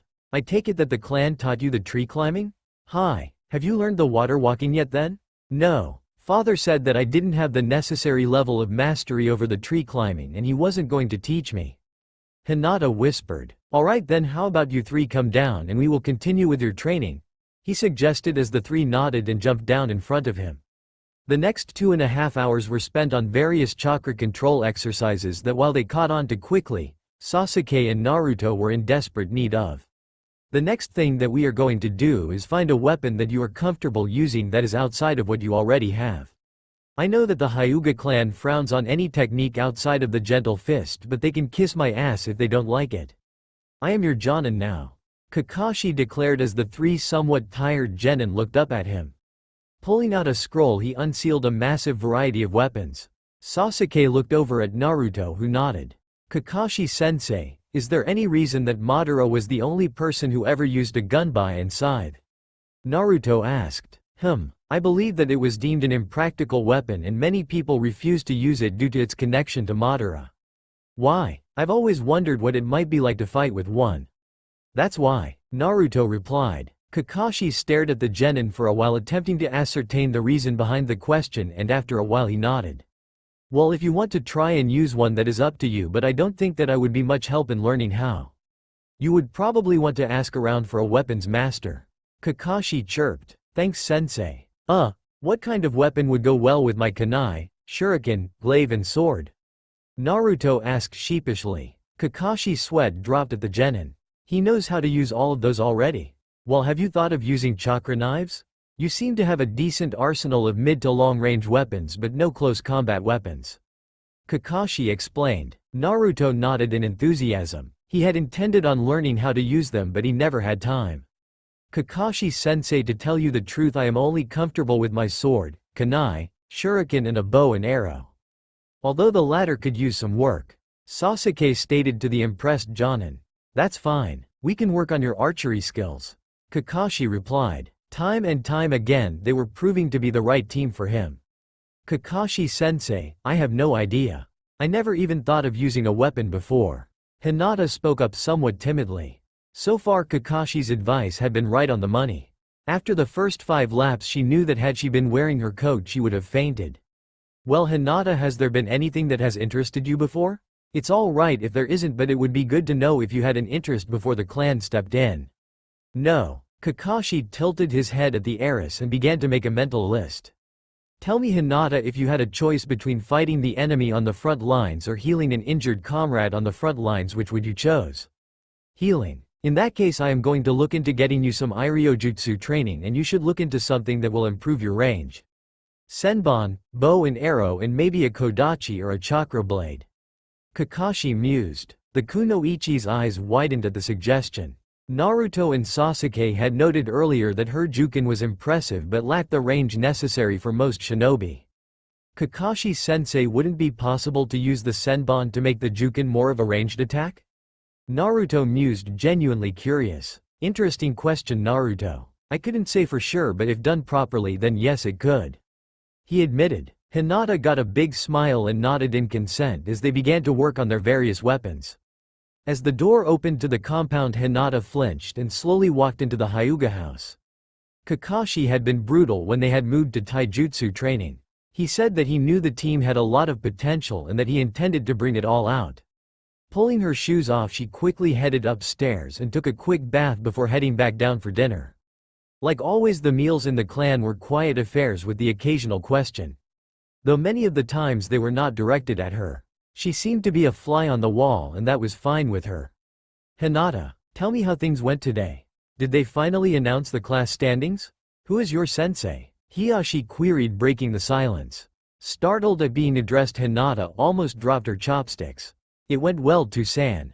The class standings were announced and I was named Kunoichi of the Year. Naruto-kun and Sasuke-san were tied for rookie, so it was given to both of them. She replied to her father. The surprise that Hiyashi felt could not be hidden. Even he had expected different. Hinata always came in between 5th and 3rd and the class never any higher. I see. In your team? I was assigned to Team 7 under Hitaki Kakashi. My teammates are Naruto-kun and Sasuke-san. Apparently Kakashi-sensei wanted the 3 of us and put in a specific request. Hinata replied. Again Hiyashi was surprised. He knew for a fact that Team 7 was historically designated as a first response team. He had been under the impression that she would wind up on a tracking team. Once again he had been taken by surprise, and everything had started to change after the academy exams. Ever since Naruto had encouraged Hinata at the taijutsu tournament, everything had changed in a very unpredictable way. You were out quite late. Kakashi-sensei started our training today. He didn't want to waste any time. He thinks that Team 7 could be the next generation of Sannin. I'm supposed to meet him every day at 5 in the morning for training, and he said that I would be lucky to make it home before 6. She whispered. Not used to having the attention on her was making her nervousness grow. She was afraid that she was going to start stuttering any second. I see, was all the Hyuga patriarch said before you went back to his dinner. The rest of the meal was eaten in silence. The silence was something that Hinata welcomed. Across from the table, Neji found himself fuming internally. Twice now she had defied her fate. She should never have been able to pull off that win at the tournament, and now, despite being behind the rest of the class the last 4 years, she had managed to be the top-ranked kunoichi of her class. There had to be favoritism somewhere, and he vowed to find out where. Ah, Sasuke, everything hurts. Naruto whined as he dropped down on Sasuke's bed. He was only wearing a pair of shorts and was watching as the raven-haired teen tossed his dirty clothes in the laundry. What did you think training with Kakashi-sensei seriously was going to do, tickle? He demanded. Naruto just stuck his tongue out and rolled onto his back. It did last time. I'm surprised that Kakashi-sensei didn't ask any questions or try to force us to show more than we wanted to. Naruto mused out loud. You're not the only one. I was surprised too. He will though. He just hasn't decided the proper time for it yet. What do you think the odds of catching Hinata up are? He asked his friend. Pretty good. Once we get her chakra a little higher, we can teach her the shadow clone and have her train even when she is at home. That way we can take her into the seal we designed and spend more time with her there. Good thinking. She seems dedicated to helping you. I just hope that she doesn't overdo it. She tends to get carried away when you are involved. Sasuke chuckled. Naruto groaned and nodded. And reckless too. As the two friends looked at each other, they felt some of the weight coming off of their shoulders at the thought of having help. We need to train hard and make sure that one way or another we make the Nami mission. That way we can save and recruit Zabuza and Haku. Naruto nodded and applied a privacy seal to the room. Then he drew the forbidden scroll of sealing from his storage seal and spread it out. Both shinobi gained a look of concentration as they began to study the Kuchiyose Edo Tensei. It was going to be a long night for both of them. Up in a nearby tree, Kakashi slipped from his perch, cursing his inability to gather much of anything on the two. Unbeknown to the copy ninja, the two shinobi weren't meditating, they were reading the very scroll that the whole village was still searching for. I will discover what you two are hiding. Please don't make me regret my choice by doing something that will make me have to deal with you. He prayed mentally. The training with Kakashi, Naruto and Sasuke was proving to be quite brutal for Hinata, but she was absolutely adamant about catching up to her teammates and being of use in the coming war. She had just never noticed how weak the academy had made many of the shinobi when compared to where they needed to be. Sasuke and Naruto had explained to her that the other countries had much better academies even if their methods were questionable. From what she heard of the future, she was inclined to believe that. She had heard that Shino was having a very difficult time with his team as well. Kiba and Sakura must be holding him back. She was a little miffed at Kurenai for not getting those two in line by now. Sure, she saw the Jonin as a surrogate older sister, but at the same time she was acting so much different than she remembered. Then again, Kurenai hadn't done much to help her confidence either. Stretching, she stepped out of the shower, dried off and began to dress for the new day.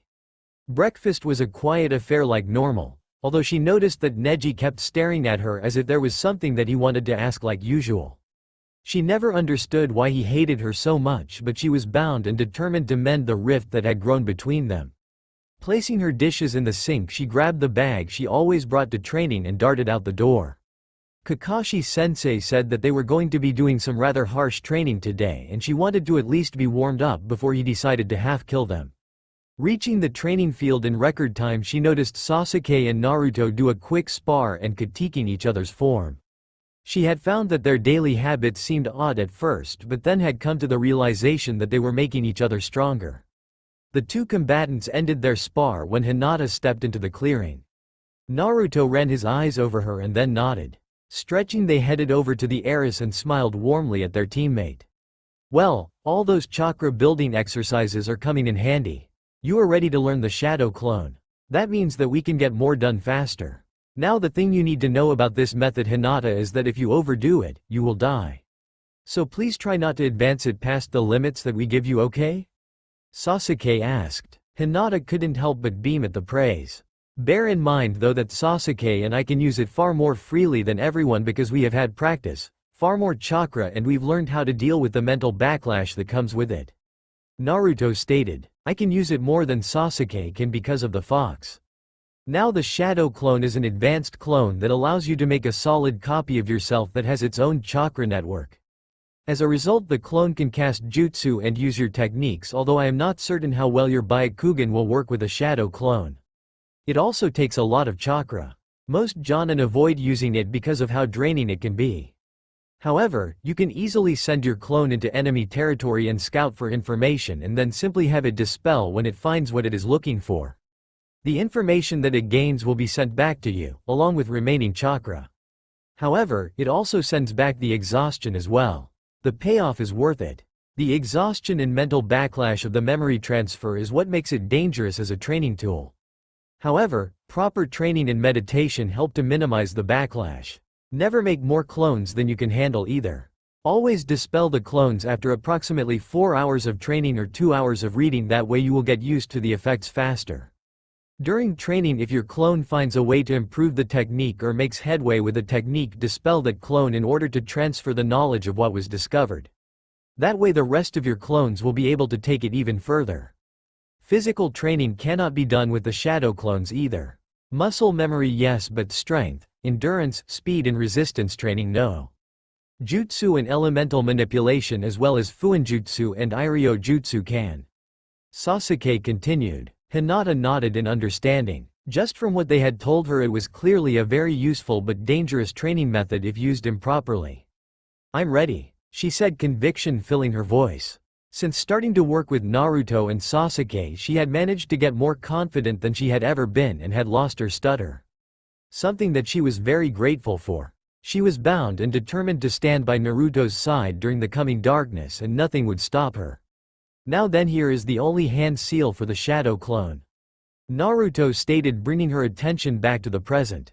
Nodding in understanding, she set to work on master the shadow clone and becoming one step closer to reaching their level.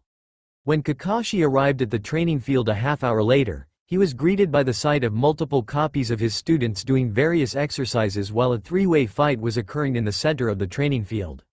They know the shadow clone? Since when? I really need to start asking them about this. I suppose that the Uchiha clan could have written down the shadow clone at one point. However, do they realize how dangerous this training method really is? Well, it seems that you are up very early this morning. Plus you got a head start on your training. What are your shadow clones working on? He queried innocently. Oh, you know, various clone techniques, and well, since we didn't have any litmus paper, we decided to test our chakra the hard way by learning E-class ninjutsu of various elements and seeing what was easier to learn. Plus Hinata's clones are still helping us fine-tune our chakra control, so that is a thing? We are also doing some weaponry training over there to get better practice with them. You know, work on muscle memory and all. Naruto answered nonchalantly as he dodged a foot flying at his face and quickly spun to avoid a Juken strike. I see, and when did you learn the shadow clone?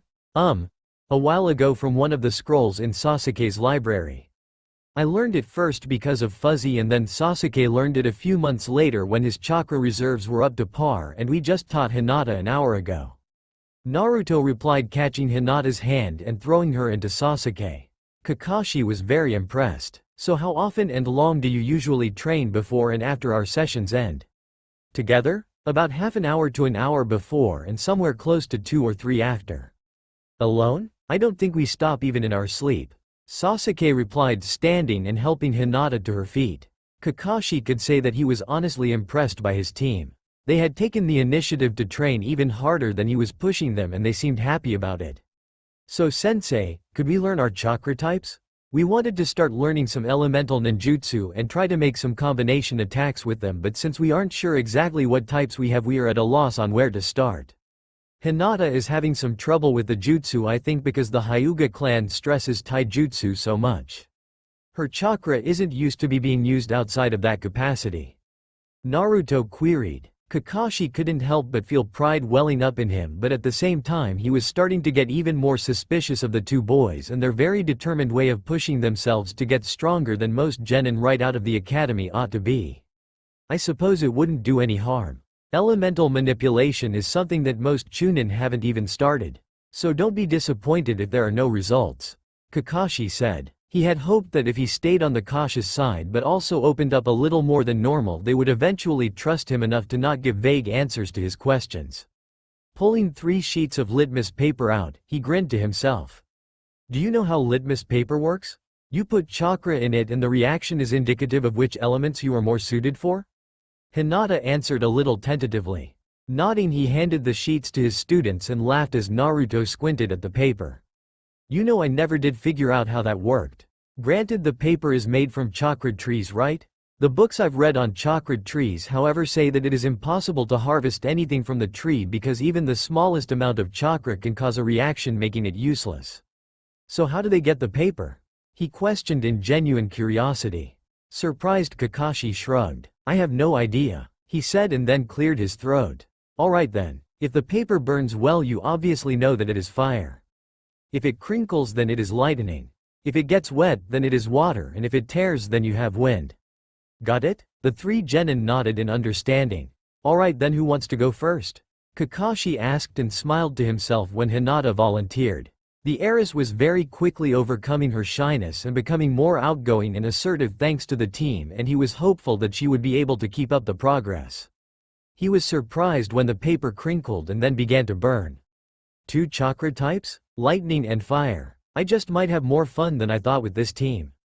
Good. Lightning and fire. An interesting combination, especially for a Hyuga. It's fine though. It will make your Juken that much more devastating. Hinata nodded and watched as Sasuke shrugged. Another lightning type? Again with fire as well? Did I really pick a team with all the same chakra types? Well, that's interesting. I've never seen 2 genin have the exact same chakra types before. Naruto, shall we make it 3 for 3? He joked. Naruto smirked and applied the chakra to his paper. Kakashi had been half joking when he said make it 3 for 3, however, Naruto did indeed follow through. That wasn't all though. First, the paper split into 4 sections and each section reacted differently. One of the sections got wet, another crinkled, another burned, and the last crumbled. Kakashi could only stare in shock at the grinning genin. All 3 of his genin had the same chakra type and one of them had them all. You never cease to amaze me, Naruto. All 5 chakra types? It seems as if your fire and wind are the strongest, with wind being slightly stronger. If you are able to combine them, technically you have access to all of the elemental Kekkei Genkei. So then, shall we start on elemental manipulation? The next few days saw the team rapidly increasing in progress and longer training sessions. It wasn't much of a problem for Naruto and Sasuke as they were used to training all day and night, but it was a different story for Hinata. Hiyashi was the first to notice that she would be asleep within a half hour of arriving home and that she was doing more of her training away from the compound. Even if Kakashi had sent her home with exercises, he never saw her do them. However, he could tell that her chakra reserves were increasing far faster than he believed that they should. So he decided to ask Kakashi about his training methods. He wasn't angry, just worried. Naturally, Kakashi was somewhat late, but not by as much as usual, and he had a good excuse. Sorry about being late, Hiyashi-sama, but I had to find someone to watch my team while they did their daily D-rank missions. Kakashi apologized as soon as he entered the room. It's fine. I had a few questions on Hinata's training I wanted to ask, and seeing his training went on till almost 10 o'clock yesterday, I figured I would have to question during training. Did it really? My apologies, I'll try not to keep them as long. Hiyashi couldn't tell if Kakashi really meant that or if it was sarcasm. What is Hinata learning at the moment? He said, cutting to the chase. Well, right now, literally how to clean a river while wearing weights attached to her arms. If you mean it training in general, then we are working on weaponry, strategy, stealth, and elemental manipulation. She is also receiving Iryo training at the hospital. Kakashi replied. Hiyashi took a moment to process what he had just been told.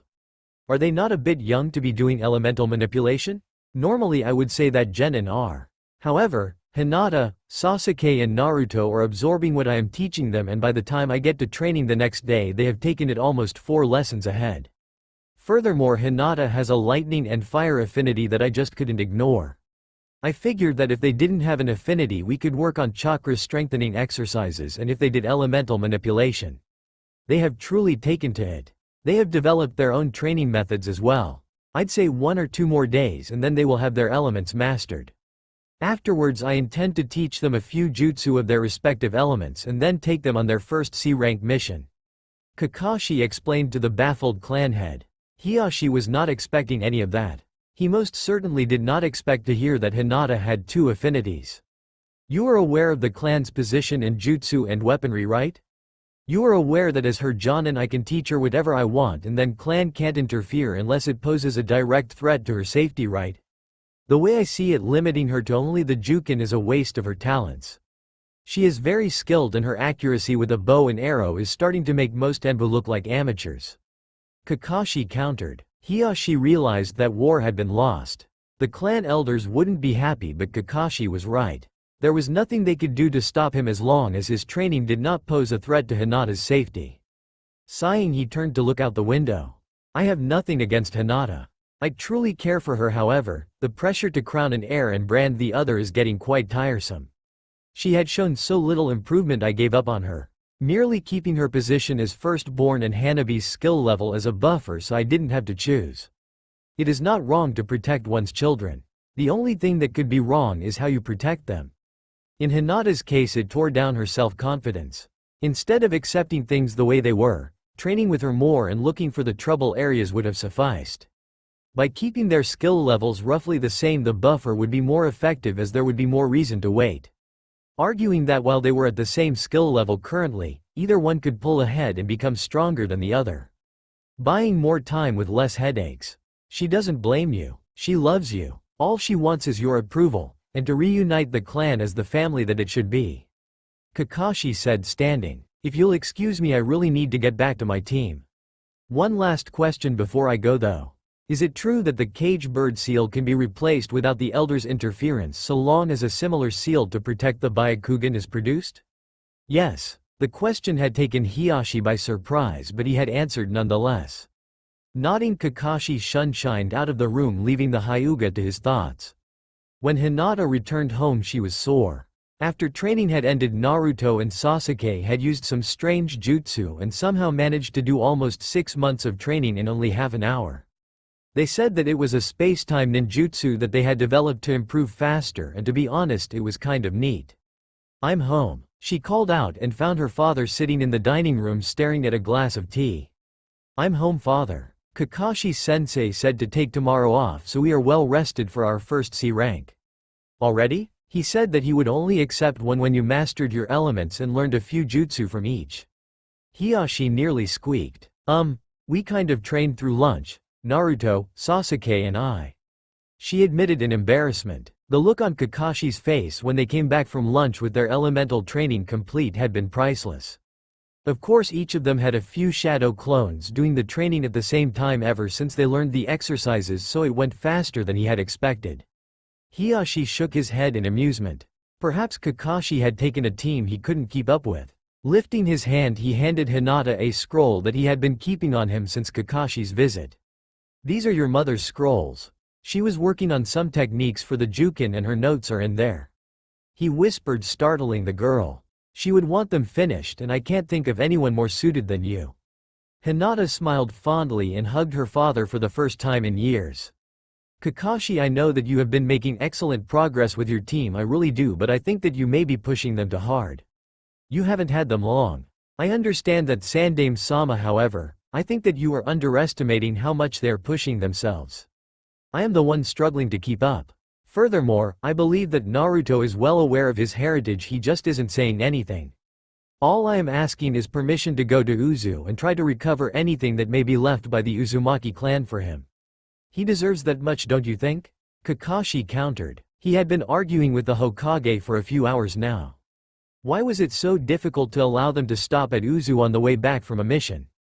Be that as it may, Kakashi, you are well aware of why I haven't allowed any missions to Uzu to try and locate anything that may have been left behind.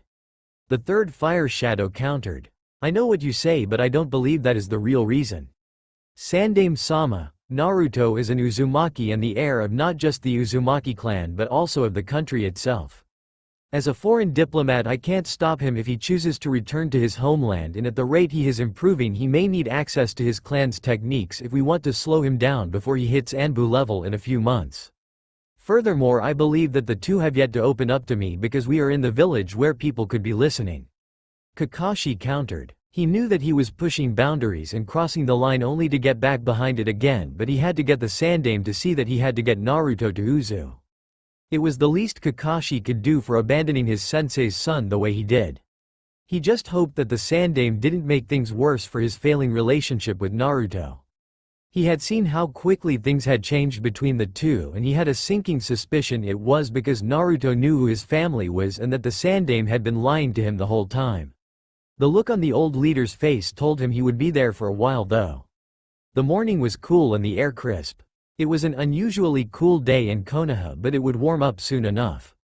The three genin were sparring as was becoming custom, and it would be exhilarating to watch and compare from the children that had only been academy students a mere month and a half ago. The ease at which Hinata was adapting to new things was startling even for Sasuke and Naruto, who had seen her adapt to rapid changes. While she had not managed to jump several levels in skill, she had managed to catch and easily surpass her old self's talent by the Chunin exams. While that wouldn't seem like much of a jump to most in retrospect, she managed 9-10 months of training in just a month and a half with Sasuke and Naruto. Naruto knew that if Hinata could see herself with a different Jonin and the improvements that had been made, she would never have believed it. The visible difference was staggering. The loss of her stutter, the confidence in her posture and the more fluid movements were just the beginning. She was also excelling in her studies with a bow and arrow and was trying to combine her Jukin with Senbon needles. If she could manage, she would easily become a mid-range fighter. Their progress with their elements was rapidly excelling. Despite the fact that Naruto and Sasuke had already done some of it before they had needed to start over due to their younger bodies. Regardless, they had soared past their previous benchmarks, and according to Kakashi there was little more that they could do to improve their mastery. Sasuke, Naruto and Hinata disagreed. As a result, they were working on pushing their control further. Sasuke believed that the height of mastery of lightning manipulation was the ability to control the electrical impulses that the brain sent to the whole body, thus technically controlling the person. Hinata insisted that the height of fire control would be the ability to remove or add heat to specified places.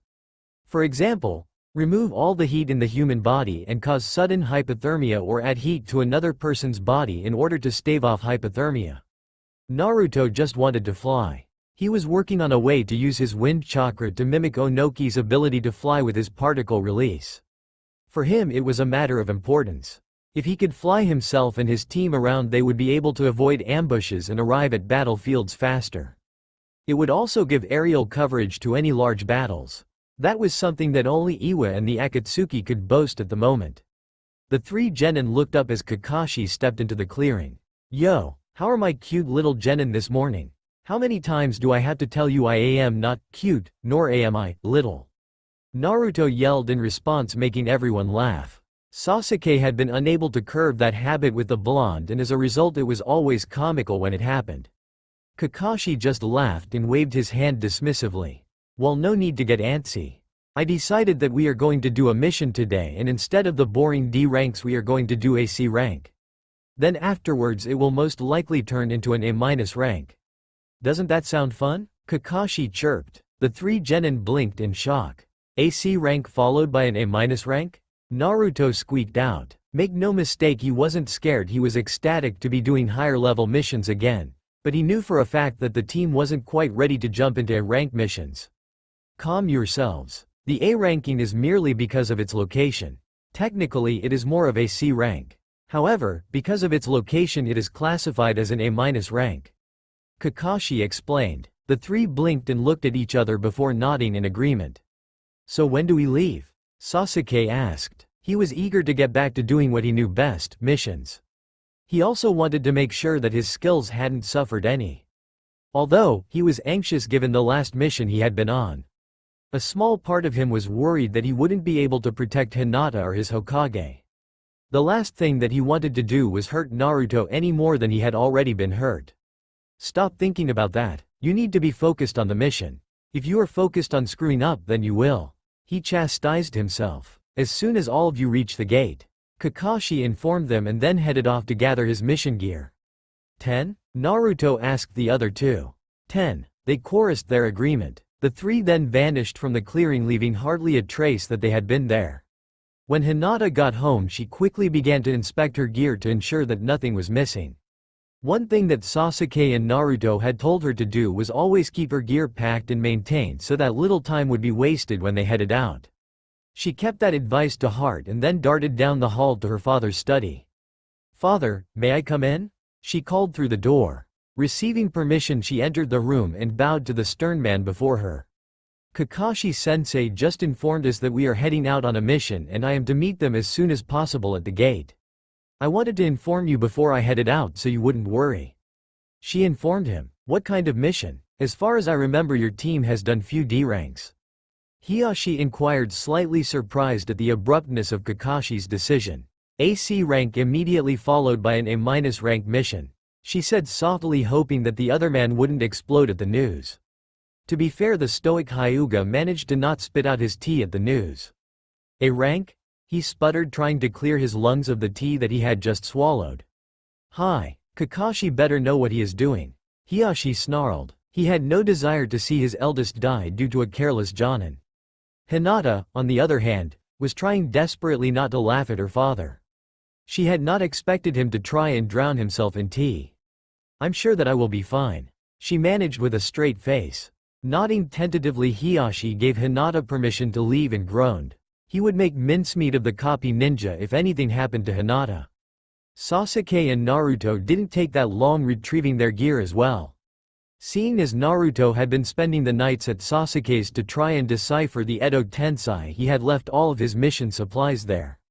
As soon as they had them and ensured everything was fine, Naruto waited for his friend to lock the door before applying some high-level security seals.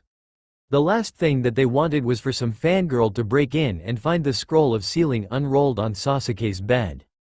Darting to the gate, they found that Kakashi was already there and Hinata was just arriving. "Not bad. 7 minutes and 13 seconds. You really have increased your speed, haven't you?" Kakashi commented. The three nodded breathlessly, and after an equipment check, Kakashi almost had a heart attack at the mini armory Sasuke and Naruto had brought. They headed out. It was almost an hour of silence before Kakashi spoke again. "The first mission is a bandit elimination mission. I decided that we should get this out of the way now so that there are no problems later. The client has requested that the bandits be eliminated, not captured. As such, no one leaves the camp alive except for anyone they may have kidnapped. This will be your first kill, so I will not hold it against you if you fall apart, but try to hold off until after the mission is finished," Kakashi said. Normally he wouldn't have been so blunt, but a part of him had a feeling that only Hinata would be making her first kill today. The rest of the trip was made in silence, and it didn't take very long for the group to reach the client's village. A brief exchange with Tsubasa revealed nothing new about the mission other than the fact that the bandits had kidnapped several young girls 3 days prior. While it only made it more difficult to be able to attack freely, it also meant that he would be able to assess his team's overall stealth in the field instead of tame exercises. "Alright, since Tsubasa had no idea where to find the bandits, we will have to look ourselves. Thankfully the Byakugan and my nose will be able to find them swiftly.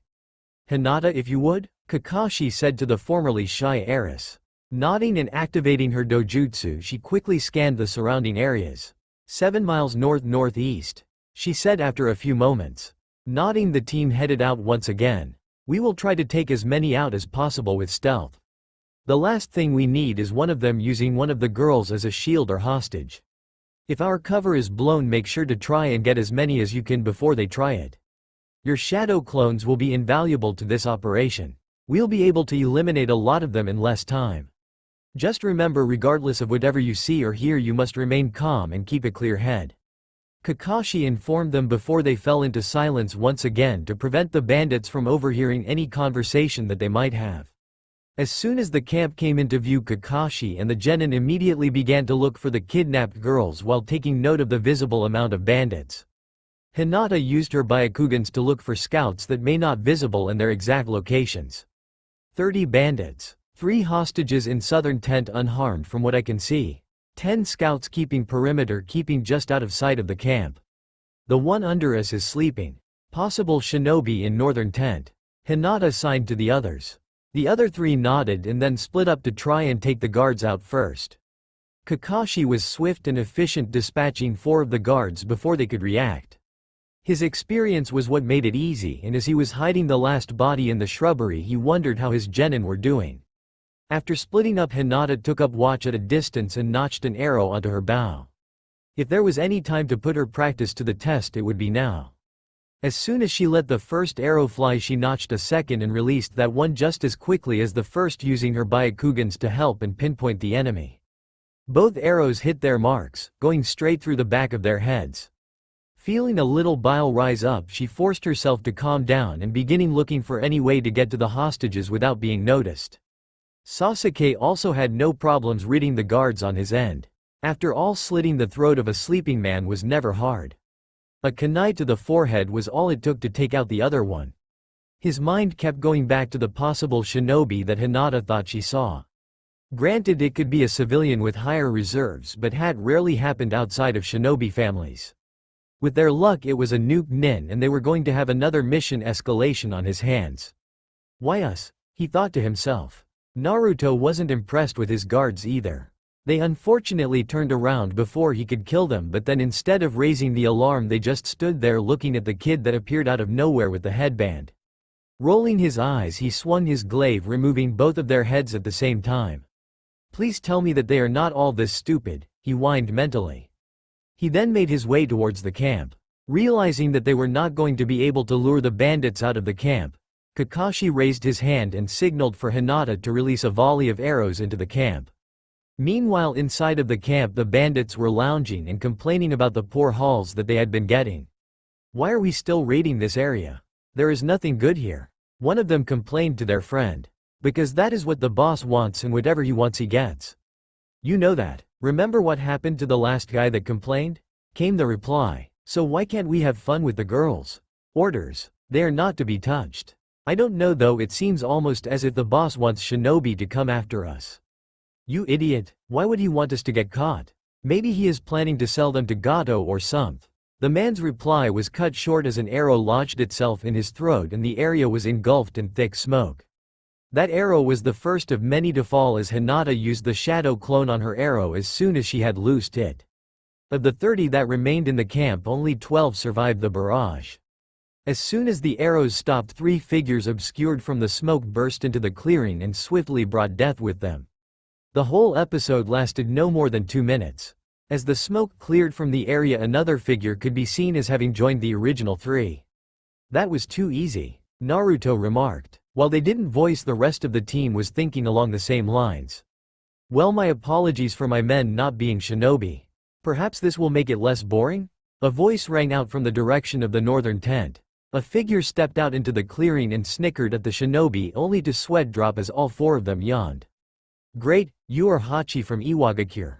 You abandoned the village after failing to receive your Jonin promotion and was informed that your former Genin squad had all made Jonin already.